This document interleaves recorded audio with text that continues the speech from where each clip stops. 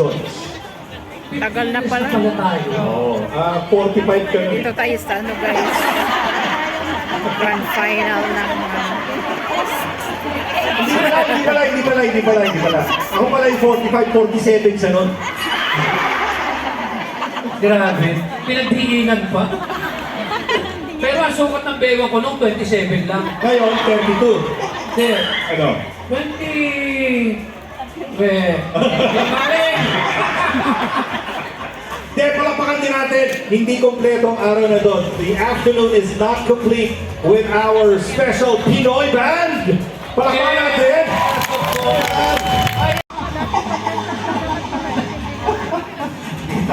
Masaya tayo na maramdaman ang Yes. suporta. Siyempre, of course, ng ating... wala pa yata dito. Wala pa. Konsulado, mamaya pa.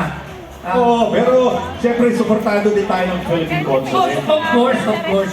Kompletong-kompleto tayo ngayon. Kaya pagdating ni Conjen mamaya, the late Conjen niya. Bakit? Late eh. Diba? Late. Mamaya na yun, pero may mensahe siya eh. May mensahe ba? Okay, so... Nandiyan din pala. Oo, nandito. Oo, paki-introduce mo na. Okay. Siyempre pa, ang mensahe po, special message ng ating Consul General Conjen Israel. To the vibrant Filipino community in Hong Kong, who continue to shine with pride and passion. Ladies and gentlemen, mga minamahal kong kababayan, with heartfelt joy and admiration, I welcome you all to this extraordinary celebration of music, talent, and Filipino excellence. We gather here not just for one, but two spectacular events that celebrate the spirit of our community. The grand finals of Superstar Search Season 8 and the much-awaited concert, Prime Time with Ogie and Anthony. Through this event, we honor the incredible artistry of our overseas Filipino workers, our modern-day heroes. Their voices echo through songs and sacrifices, their determination and resilience, as well as their love for family and country. Their talent is a testament to the boundless creativity and strength of the Filipino spirit.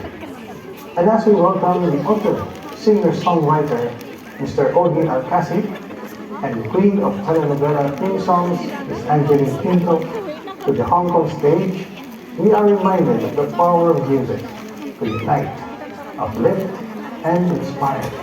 Their presence is a gift to every Filipino heart longing for home, and a tribute to the legacy of Philippine music. Mga kababayan, this evening is more than entertainment. It is a celebration of identity, of community, and of the enduring brilliance of the Filipino. Let us cheer, sing and stand proud together. Maraming salamat po at mabuhay tayo lahat. Yun naman. Ganyan ano? Sabi ko nga, 15 years ago, nung nag-umpisa po ito, ilan na yung nadala natin mga artista? Marami na. Okay. So, doon sa mga artista na naalala niyo po ay kung sino yung kinala nung season 1. Okay, alam mo? Season 1. Sino? Sarah, matanda ka na nga talaga. Sino? Si Sara Duterte? Sarah Hironimo. Sara Duterte. Kita mo? sayang yun. Yun pa naman ang pinakaano. Hindi makakalimutan na, napaka-strict ng parents. Oo! Lalo na yung tatay. Nung pumunta sa studio, no? Oo. Imagine mo yun. Inakbayan yung anak, tinanggal yung kamay nung umakbay. Grabe. Dapat pala pag-akbay may Skyflex dahil may bouncer yung Skyflex din. Sarah dinala. Sarah G. Concert. Sarah G. And of course, ready na ba kayo doon sa kasama natin today? Yeah! Doon sa prime time. Sino siya? Ogie, siyempre. Okay. Oo, sino Pogi? Saka sino?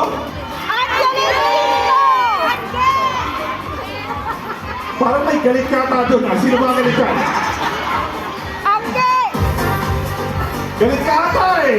Angeline Quinto. Yun. May ugnayan ba yung dalawa? Wala na ba? May ugnayan ba? Ano daw? Ano daw? Kasi Angeline din eh.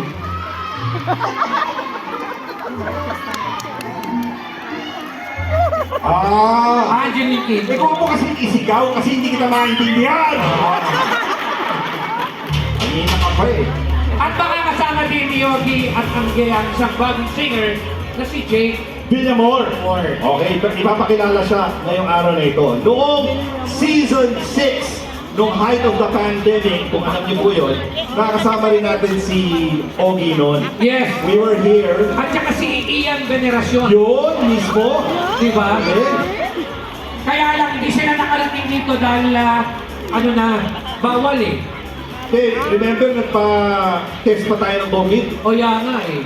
Oh. Pero nandito tayo nun. Nandito tayo. Nandito tayo nun. Okay.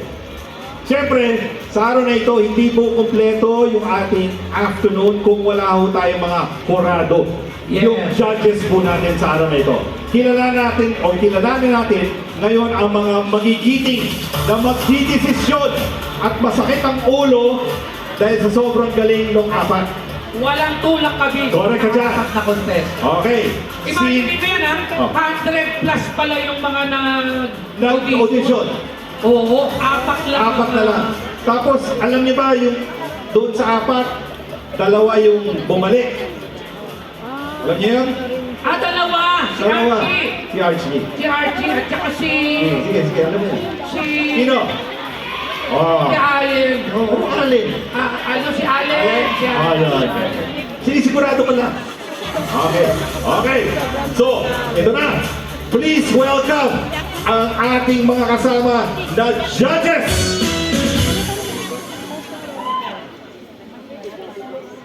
An avid fan of singing contests, music enthusiast, and head of OSW at Prime Credit Limited, Sila Kwong.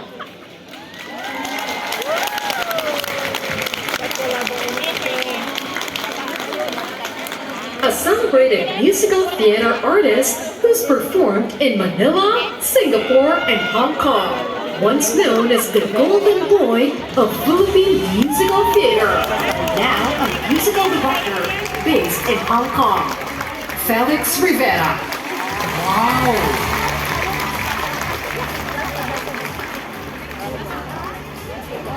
A graduate of the University of Santa Tomas Conservatory of Music, music educator, and superstar search judge since season 1, Estela Cada. Ayan nung silong ko, babo. Hindi makita. An acclaimed vocalist who has graced Asia's most exclusive stages. From 20 years at the Hong Kong Country Club to premier venues in Manila and beyond. Antoinette Gutierrez.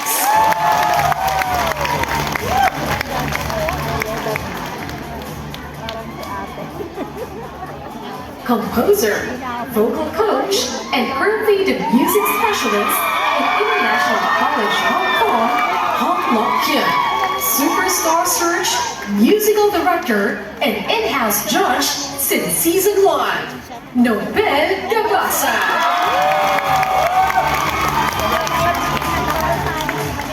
Ayan, ngayon nakilala niyo na yung mga judges. Buti na lang may mga kasama pala tayo sa season 1. Tatlo sila na nandun sa likod. Masasabi natin, hindi lang pala tayo yung 15 years younger. Kasama Okay. na tayo na isang joy card eh. Okay. Joyo na ba kayo? Joyo? Oh, yun. Joy card na rin si Sir Mike. Okay. Okay. So, sino kaya ang mga magwawagi? Pero siyempre, mahirap yan eh. Yes, kasi Exact. kanya lang manok yan eh. Correct ka dyan. So, pakinggan natin at panoorin natin ano po ang criteria ng judging. Take it away. Ang apat na grand finalists ay i-judge based on their overall performance simula noong grand finals, pre-show, until today.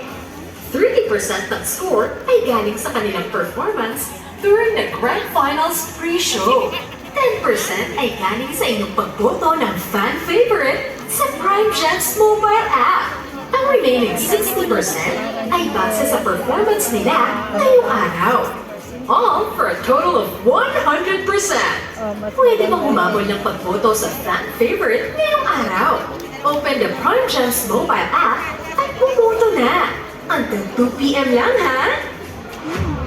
Mahabol na. Oo, meron na lang tayong 20 minutes. No? So, sino kaya ang mananalo sa araw na ito?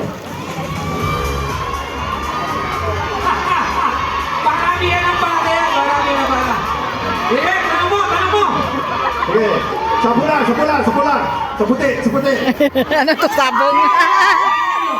Okay. Iyari. Mambobola. Kung ahitin mo. Kung ahitin mo. Ahitin mo.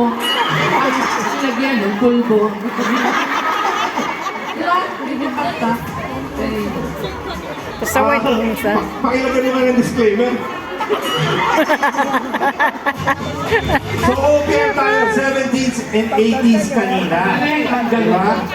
Ay, panay ang yug-yug nyo eh. So this time, eto ngayon, iba naman siya. Okay? Siyempre marami sa inyo mga millennial. Sino ba mga millennial? Oh, Gen Z. Sino ba mga Gen Z? Tumaas! Mukhang 69 years old ka! Jensi ka? Oo! Nagpapangsap! Ayaw tumanggap sa ano. Realidad. Okay, siyempre, young at heart kaya tayo na, Tita Cares! Eto na! Please welcome back on stage, Alan Archie! Pag-